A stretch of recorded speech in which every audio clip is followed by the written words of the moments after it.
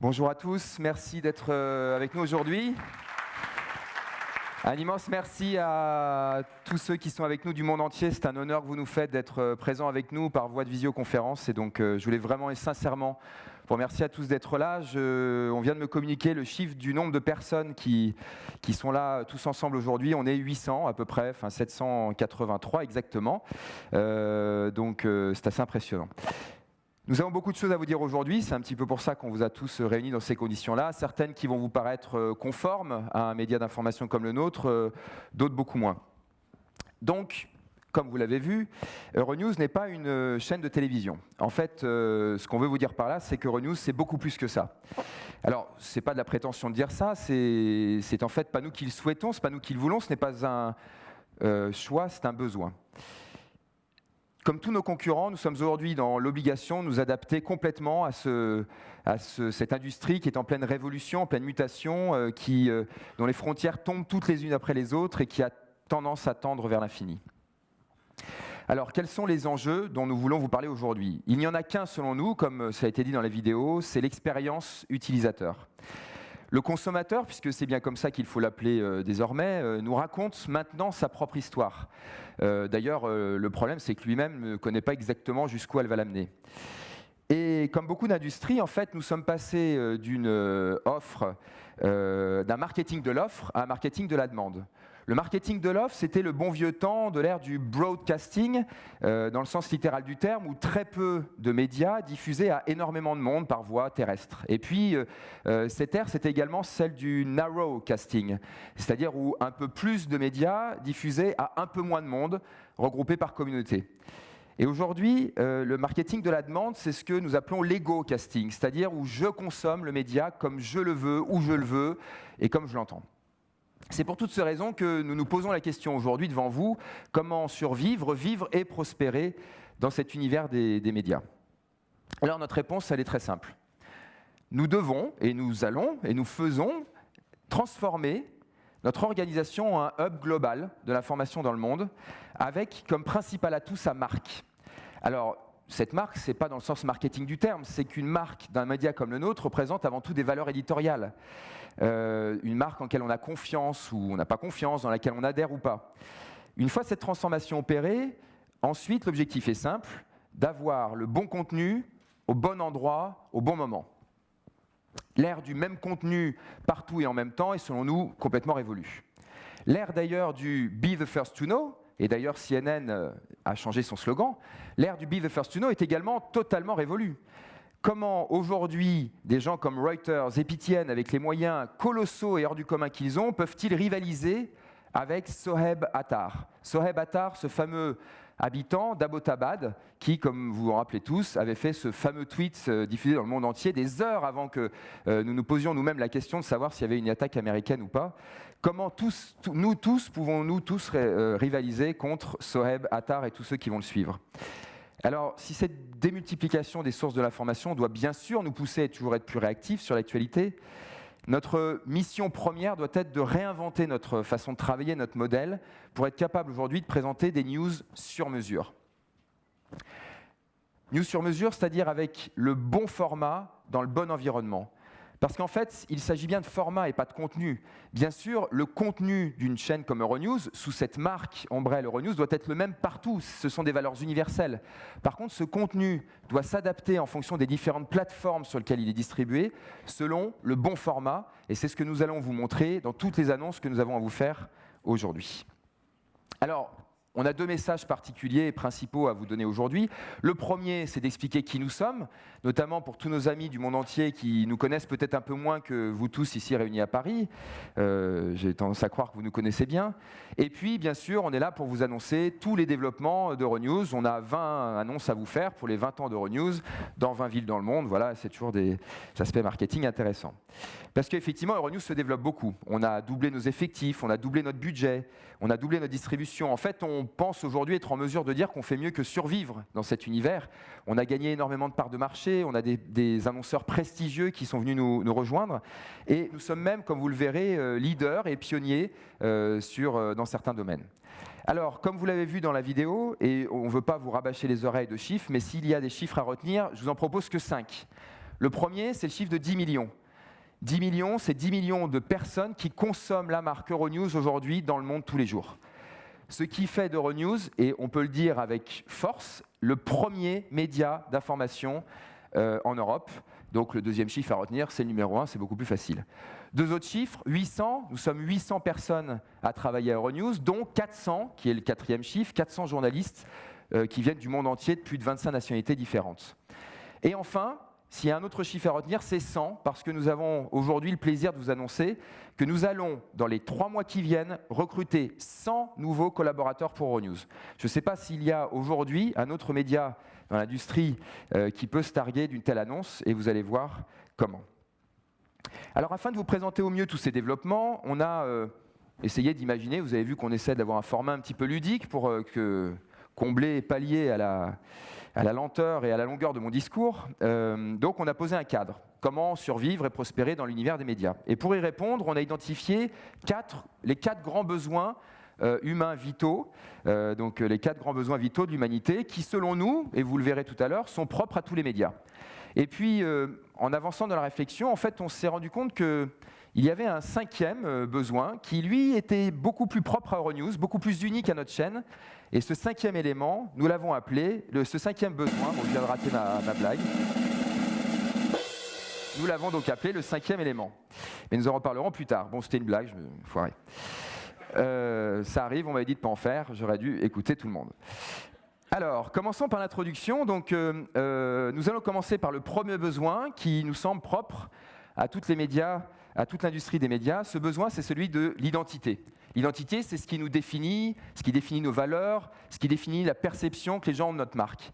Et en fait, se pencher sur ce besoin, c'est répondre à une question essentielle, comment rester pertinent par rapport à cette industrie des médias en pleine évolution. Alors, s'il faut nous définir, on a trouvé un slogan pour cette conférence de presse. Vous allez voir qu'on s'est beaucoup creusé la tête. Euronews, c'est l'Europe et les news. Les news du monde entier, bien sûr. Alors, si cette formulation peut vous paraître évidente, en fait, elle ne l'est pas tant que ça. Parce que si on va aller chercher en fait les 2 objectifs initiaux qui avaient été fixés Euronews par l'Union européenne de l'époque, j'en profite pour saluer nos amis de la DGCOM, de la Commission européenne qui sont avec nous à Bruxelles, il y a 2 missions qui ont été fixées à Euronews. La première que nous connaissons tous, délivrer une perspective de l'information dans le monde qui vienne contrebalancer l'hégémonique perspective américaine qui déferlait sur le vieux continent. Deuxième objectif que peut-être peu d'entre vous ont en tête, c'est que Euronews est là pour forger une identité et un espace, pour contribuer à forger une identité et un espace public européen. Deuxième objectif, compliqué s'il en est, il est aujourd'hui beaucoup plus facile d'aider à forger une identité d'espace public américain, d'espace public francophone, d'espace public britannique. L'espace public européen, nous le verrons tout à l'heure, c'est quand même beaucoup plus dur. Alors, une fois ces 2 objectifs définis, l'identité Euronews, c'est aussi les valeurs éditoriales. Nos valeurs éditoriales sont un petit peu expliquées dans la vidéo que vous avez vue, et comme vous avez vu, Euronews est un modèle à part. Chez nous, tout est international. Les actionnaires, comme vous l'avez vu, les employés, le public et les clients.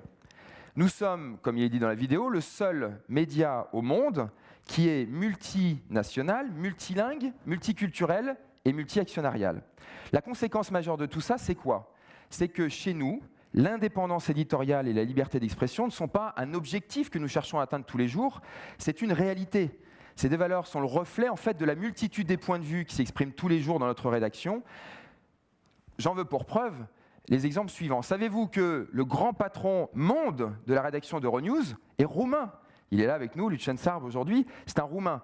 Savez-vous que le comité éditorial d'Euronews, présidé par Paolo Garimberti, qui nous fait l'honneur d'être ici, le président de notre conseil de surveillance, savez-vous que ce comité éditorial est composé d'un certain nombre de télévisions publiques actionnaires, dont la télévision publique grecque et la télévision publique turque.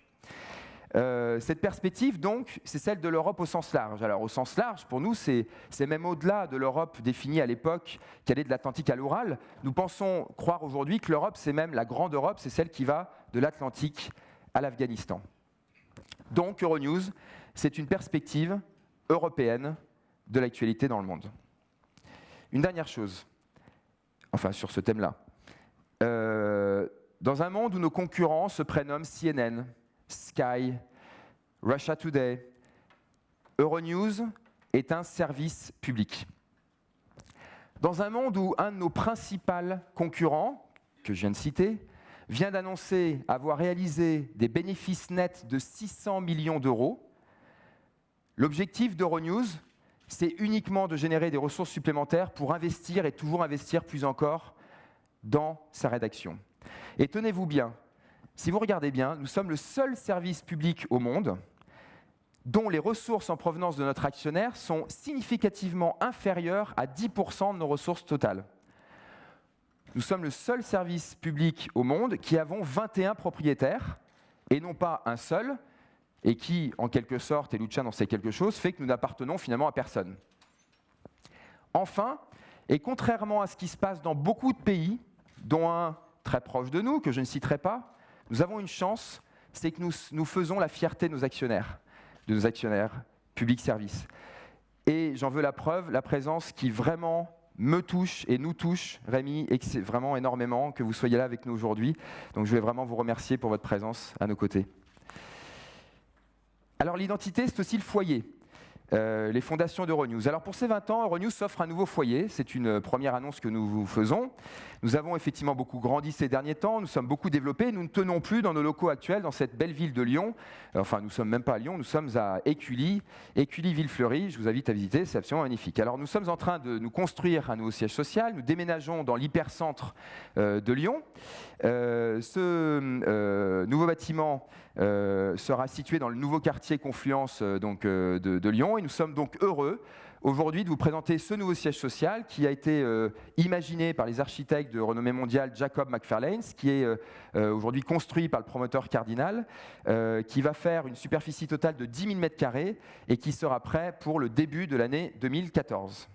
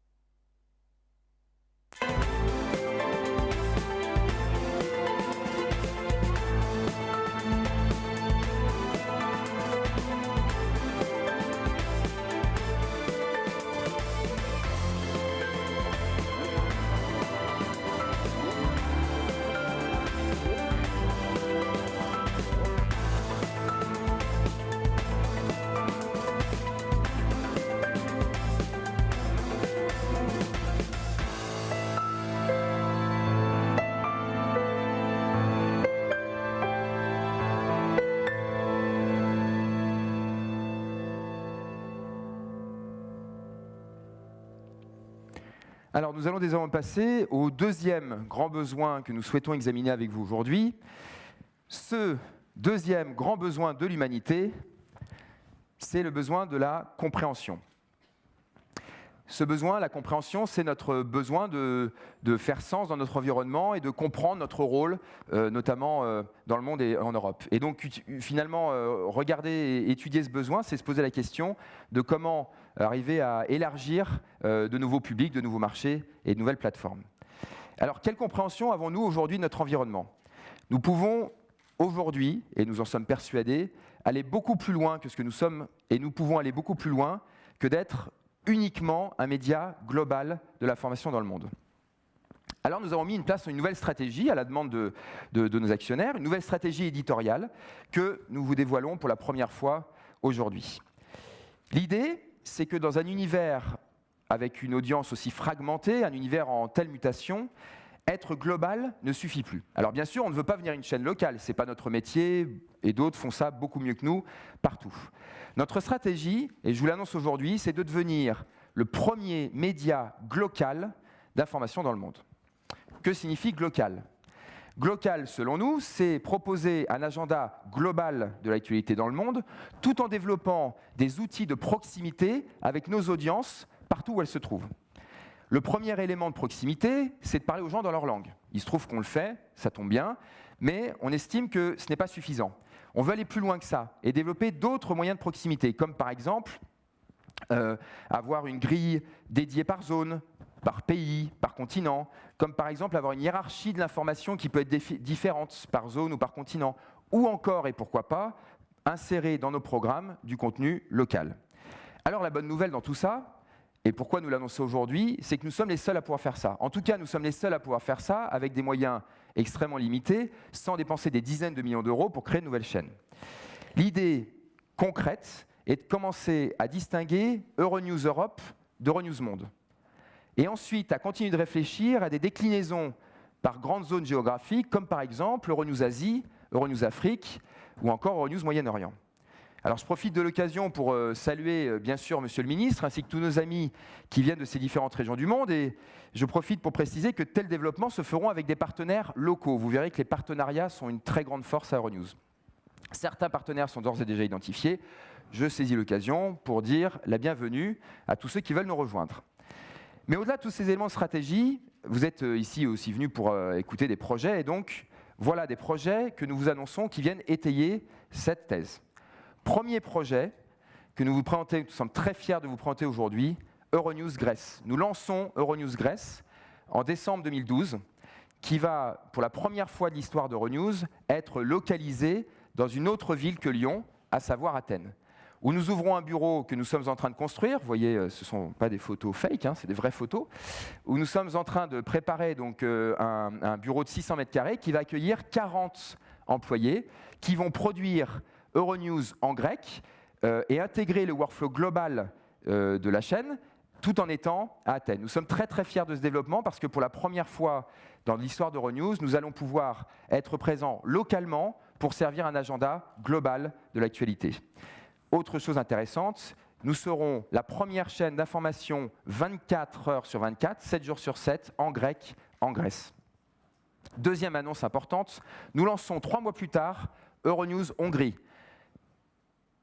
En mars 2013, nous aurons un bureau à Budapest dans lequel nous pourrons héberger à nouveau 40 nouveaux collaborateurs qui également intégreront le même workflow que la Grèce.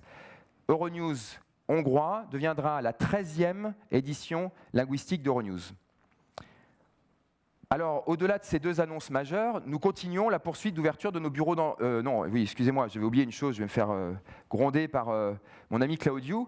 On avait aussi, puisque nous en avons encore parlé ce matin, un autre projet à vous annoncer qui est en cours de discussion avec la TVR, donc la télévision nationale roumaine, dont le président directeur général est avec nous aujourd'hui et qui me surveille. Et donc, nous voulons vous annoncer que nous sommes en train de discuter de manière avancée avec notre partenaire, la télévision roumaine, pour lancer également Euronews en roumain. Ceci n'est qu'un début de discussion qui devra évidemment faire l'objet d'un accord de notre conseil de surveillance. Mais je voulais rendre un petit hommage à Claudiu qui m'avait demandé au moins d'annoncer que les discussions étaient lancées pour lancer Euronews Roumanie dans les mois qui viennent, selon un modèle qui vous sera dévoilé plus tard.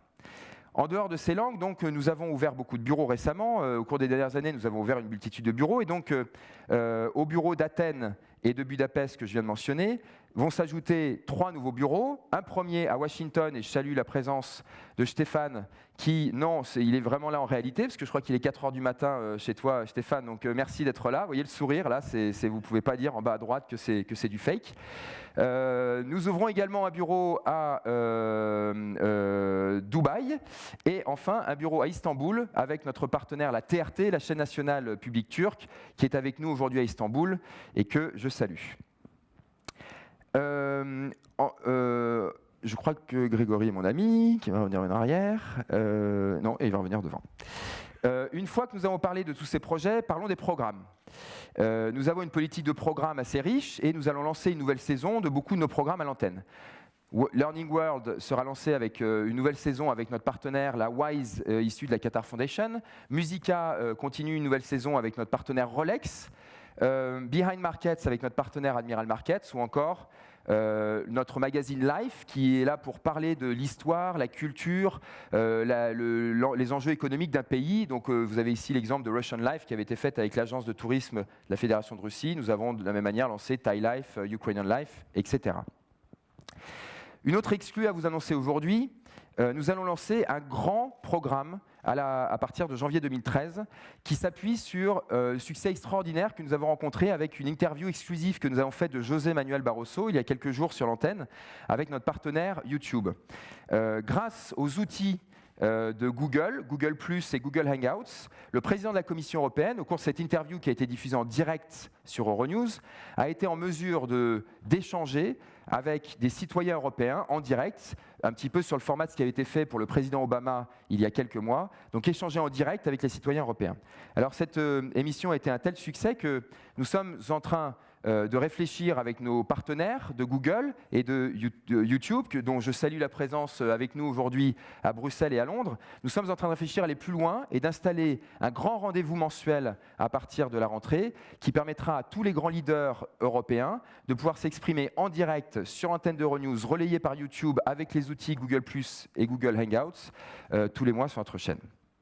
Enfin, en termes de programme, nous mettons toujours toutes nos forces, évidemment, sur l'actualité chaude du moment. Et c'est quelque chose d'important pour nous. Comme Luchan l'a précisé dans la vidéo, nous essayons d'être toujours présents partout où nous devons être présents sur tous les grands terrains du monde. Alors, j'en profite pour saluer la présence avec nous aujourd'hui de Farouk Atik, qui est notre grand reporter, qui vient juste de rentrer d'Alep, où en fait il a tourné des images exclusives, qui seront d'ailleurs, j'en profite de l'occasion pour l'annoncer, diffusées pour la première fois ce soir en exclusivité, première diffusion à 22h45 sur Euronews, des images que notre ami Farouk vient de ramener d'Alep, donc à 12 minutes exceptionnelles ce soir sur Euronews, bien sûr. Après les programmes, les partenariats. La force d'Euronews, c'est cette capacité unique au monde à générer un nombre de partenariats avec des partenaires partout dans le monde. Regardez ça. Est-ce que vous pensez que d'autres médias sont aujourd'hui capables d'avoir des partenariats comme le premier avec ABC News? On est très fiers de vous annoncer un partenariat avec ABC News pour les élections américaines, dans lequel tous les grands talents d'ABC vont participer à des débats avec la newsroom d'Euronews, dont la grande Christiane Amanpour, que vous voyez en haut à droite. Autre partenariat que nous venons de conclure et nous vous annonçons en exclusivité mondiale, partenariat avec la chaîne Band News, qui est la première chaîne d'information au Brésil, avec laquelle également nous allons échanger nous allons faire des coopérations éditoriales. Autre partenariat après les États-Unis, le Brésil, la Chine, avec Robert Lawrence Kuhn, un grand spécialiste de la Chine qui est basé à Beijing et qui intervient régulièrement sur notre antenne dans l'émission China Matters. Et enfin, nous sommes sur le point, et je suis très heureux de vous l'annoncer également, l'accord n'a pas encore été signé, de conclure un très fort partenariat avec nos collègues de La Repubblica, le premier quotidien d'information en Italie. Au-delà de ces partenariats-là, nous avons une autre annonce importante à vous faire aujourd'hui. Nous lançons Euronews Network. Euronews Network, c'est pour nous un des projets les plus ambitieux que nous allons faire. L'idée est tout simplement de créer le plus grand réseau de partenaires internationaux dans le monde. Il s'agit pour chaque membre d'Euronews Network de bénéficier des images, du contenu, de la marque, des talents d'Euronews, de nos envoyés spéciaux, de nos correspondants permanents ou encore de nos bureaux. L'idée est d'intégrer dans Euronews Network l'ensemble des 21 actionnaires d'Euronews. Nous sommes en discussion avec eux pour le faire, ce n'est pas encore fait. Et nous pouvons d'ores et déjà vous annoncer que nous avons les 3 premiers membres de ce network, qui sont tout récents, qui viennent juste d'être signés. Le premier, la chaîne Iktimai, que je salue, qui est avec nous à Bakou aujourd'hui, donc la chaîne nationale d'Azerbaïdjan. Deuxième partenaire, la chaîne nationale de Mongolie. Je ne sais pas si vous savez, mais la chaîne nationale mongole reprend Euronews 6 fois par jour sur son réseau terrestre. Et enfin, Face TV, une chaîne de Bosnie-Herzégovine avec laquelle nous venons de signer. Alors attention, après un exposé aussi dense, je vous propose une petite pause intellectuelle pour vous annoncer une non-annonce. Alors que nous avons des partenaires dans le monde entier, comme vous l'avez vu, un seul partenaire, le plus important, nous manque toujours aujourd'hui. Il s'agit de l'Allemagne. 20 ans après la création d'Euronews, l'Allemagne n'est toujours pas là. Alors, comme nous ne pouvons toujours rien vous annoncer de concret, on a réfléchi à la question et comme on a avec nous nos amis à Berlin, on s'est dit qu'on allait profiter de cette opportunité exceptionnelle où beaucoup de monde nous regarde pour lancer une déclaration d'amour à l'Allemagne. J'espère que nos amis allemands nous écoutent et nous entendent, parce que là, vous êtes devant témoins. Nous pensons effectivement que la ZDF et la ARD sont nos partenaires naturels.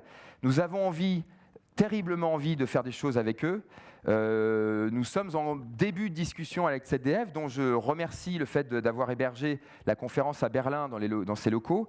Et nous voulons vous dire, ZDF ARD, bon, on veut se marier avec vous, vous avez bien compris, mais nous voulons surtout vous dire que nous venons avec une approche nouvelle, plus pragmatique, et que nous pensons que les 50 ans du traité franco-allemand pourraient être une opportunité exceptionnelle de relancer notre partenariat. Passons au troisième besoin naturel de l'homme, qui sera beaucoup plus court que les deux autres, qui est la créativité. La créativité, c'est le besoin d'innover, de construire, de créer, afin de répondre à la question forte pour tous les médias, comment maintenir et augmenter nos audiences. Alors dans ce domaine, deux annonces rapides à vous faire. La première, nous vous annonçons que nous allons complètement revoir l'habillage d'Euronews. Nous changeons complètement d'habillage pour le début de l'année 2013. En effet, pour ces 20 ans, Euronews offre un petit lifting. Nous sommes en contact aujourd'hui avec beaucoup d'agences dans le monde. Alors là, vous allez voir les anciens logos de Euronews défiler. Je vous préviens, ce n'est pas les nouveaux, pour qu'il n'y ait pas de malentendu. Nous sommes en contact avec toutes les plus grandes agences créatives d'Europe qui nous ont fait des propositions et nous allons choisir l'agence dans les jours qui viennent. Nous allons prendre en compte les nouveautés de ce qui se passe en termes d'expérience utilisateur, notamment cette utilisation de deux écrans. Et puis, une grande première que nous pouvons d'ores et déjà vous annoncer aujourd'hui, c'est que nous allons mettre en place du multilinguisme au niveau de l'habillage d'Euronews, qui sera une grande première mondiale. Deuxième annonce et dernière, être créatif, c'est aussi imposer sa marque là où on ne l'attend pas.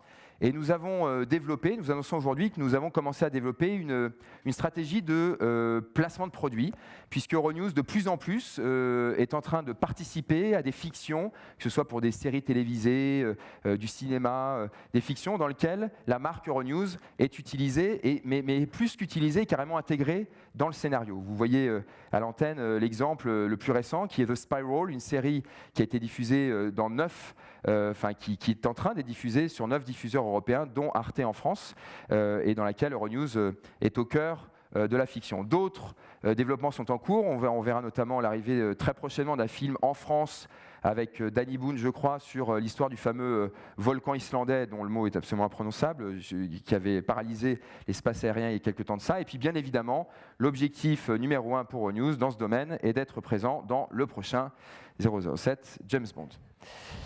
Bon, ça, c'était pour les petits moments de détente. Le dernier besoin que nous voulons examiner avec vous, qui est propre à tous, c'est celui de la connexion. La connexion, c'est évidemment le besoin d'être interactif avec nos consommateurs et en fait, se pencher sur ce besoin, c'est répondre à la question comment nous pouvons délivrer le bon contenu au bon endroit, au bon moment. Alors dans ce domaine, des annonces très importantes à vous faire.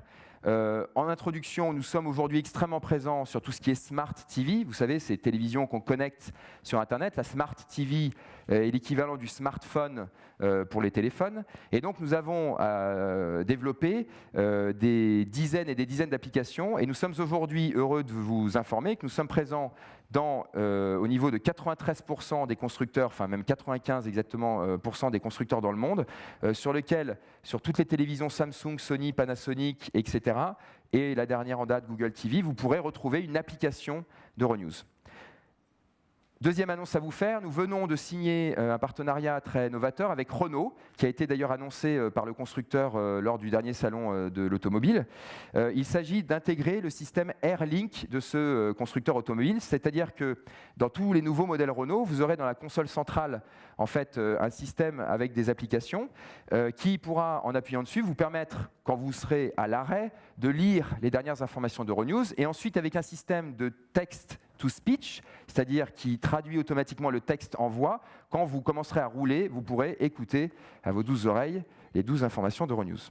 Autre annonce importante à vous faire aujourd'hui, nous lançons une application iPhone, iPad universelle d'Euronews. Dans cette application, vous trouverez tous les derniers développements d'Euronews, tous les contenus. Cette application est disponible sur l'Apple Store à partir d'aujourd'hui.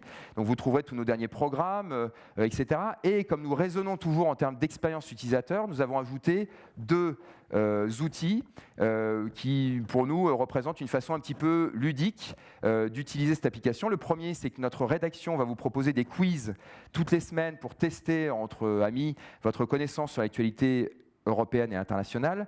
Et nous avons également imaginé que pour chaque information qui sera délivrée sur cette application, et d'ailleurs sur notre site internet, vous pourrez dire si selon vous, c'est une good news ou une bad news.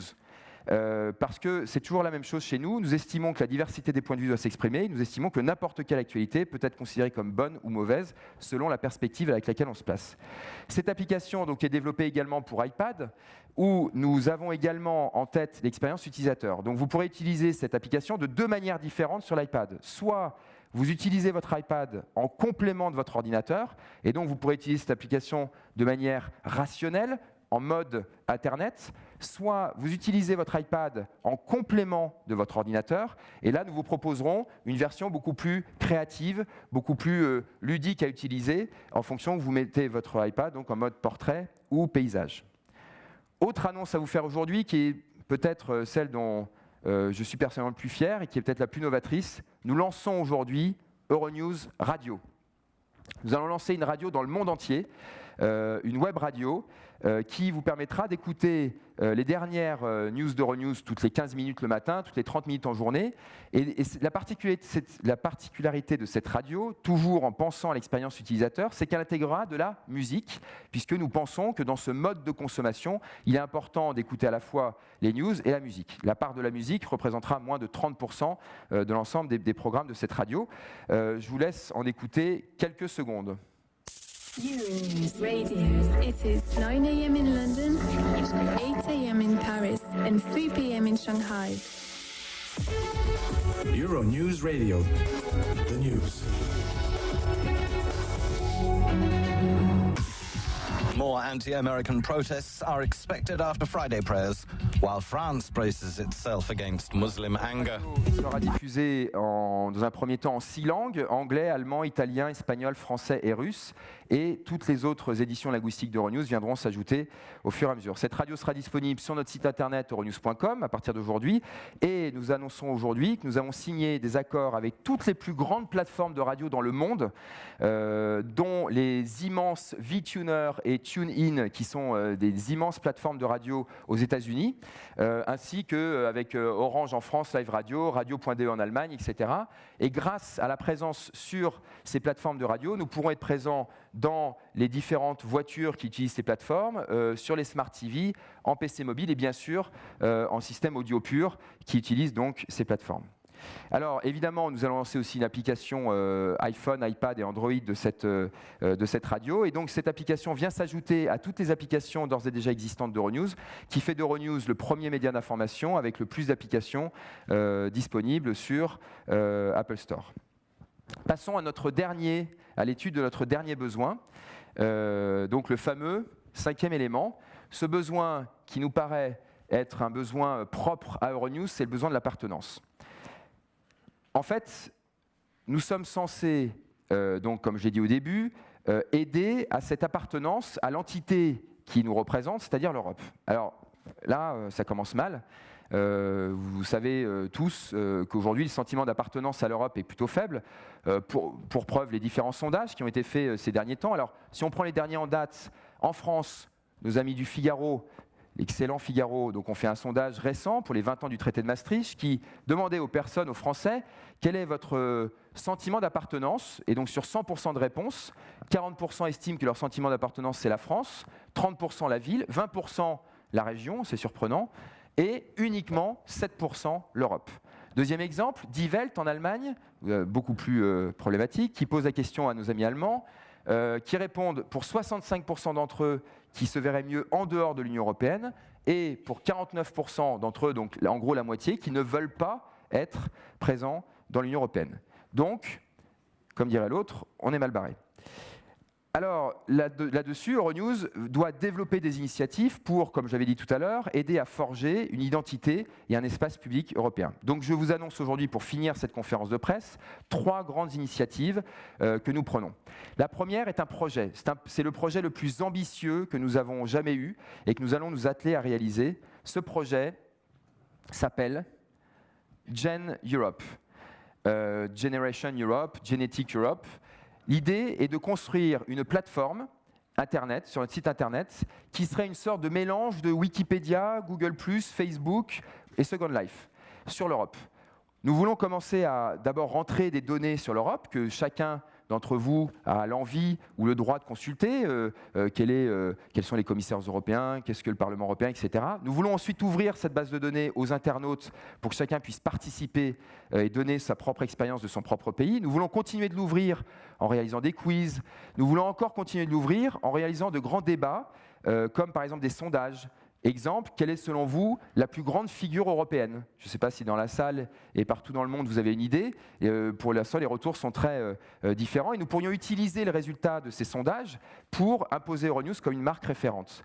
Enfin, en faire une sorte de réseau social européen et quelque part recréer ce service cette sphère publique européenne qui n'existe pas en réalité, la recréer de manière virtuelle.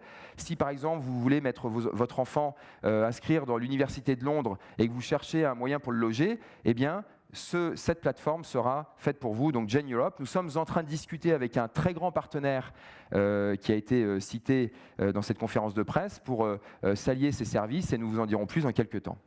Deuxième grande initiative, nous lançons une nouvelle marque qui s'appelle Euronews Talents. L'idée, c'est d'utiliser le réseau Euronews pour aller chercher des talents en Europe et ailleurs, et pour donc les sélectionner et ensuite réutiliser notre réseau pour les faire connaître aux Européens. Dans ce domaine, nous vous annonçons aujourd'hui donc 2 partenariats, et ce sera les 2 derniers, la conférence est terminée après, enfin ma partie est terminée après ça, 2 partenariats importants. Le premier avec Google, nous avons lancé les Euronews Business Awards avec notre partenaire Google, dont le but est d'aller dénicher des talents dans l'e-business en Europe. Il s'agit ici pour les gens d'envoyer des vidéos sur une chaîne YouTube dédiée, pour nous ensuite avec un jury de sélectionner les meilleurs, de remettre des prix et de diffuser sur l'antenne d'Euronews les gagnants. Je vous laisse voir une vidéo de 20 secondes qui explique ce concours. Does your business shine online? Why not tell us about it? The Euronews Business Awards is your chance to share your story and promote your business. Create a short, simple video, up to 1 minute, showing how your business is succeeding on the web, and enter the category that best suits your story. Our 3 winners will have their business showcased on Euronews, receive training from Google experts, and win some great prizes. Terms and conditions apply. To find out more and submit your video, check out youtube.com/EuronewsBusiness by September 23rd. Voilà, et donc dernière annonce et dernière initiative dans le cadre de la marque Euronews Talents. Nous avons décidé de lancer avec nos amis de Pshent, dont le salue présence de son PDG ici présent. Donc Pshent qui est une société de production musicale parisienne. Nous avons décidé de lancer en quelque sorte une sorte d'Eurovision des musiques nouvelles tendances ou de la musique électronique. Donc nous lançons en fait une nouvelle marque qui s'appelle Euronews Music Talents, exactement sur le même modèle où nous allons demander en fait à tous les jeunes groupes de musique nouvelle génération de nous envoyer leurs démos. Avec un jury, nous allons sélectionner les meilleurs. Et là, petite originalité, au lieu de faire rencontrer ces jeunes talents à notre public au travers de notre réseau, nous allons tout simplement sortir des compilations musicales dont le titre sera Eurovibes, qui donc seront le révélateur de tous ces talents européens. Alors, pour finir cette conférence, on voulait vous annoncer, pour célébrer le lancement de cette nouvelle initiative, on s'est amusé, et puis le mot est bien là, à lancer la première compilation Eurovibes qui sort aujourd'hui sur toutes les plateformes du monde, dont bien sûr iTunes. Donc Eurovibes, c'est une sélection d'une quinzaine de groupes européens qui est notre propre sélection, donc qui ne sont pas encore appelés des talents, comme vous voyez ici. Et donc, pour terminer, je vous laisse écouter l'autopromotion pour vous donner envie d'acheter cette compilation.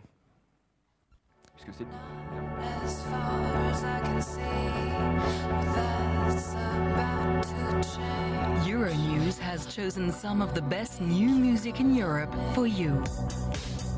Eurovibes, a unique selection featuring Slove, Disco D, Who Made Who, Trentemøller, Chunking, John Talabot, Sashian, Finley Brown, Tesla Boy, Scratch Massive, Chris Menace, Martin Dawson, Oliver Koletsky, Le Grand Popo Football Club, Tristesse Contemporaine. Discover new sounds, new vibes from Europe. Discover Eurovibes.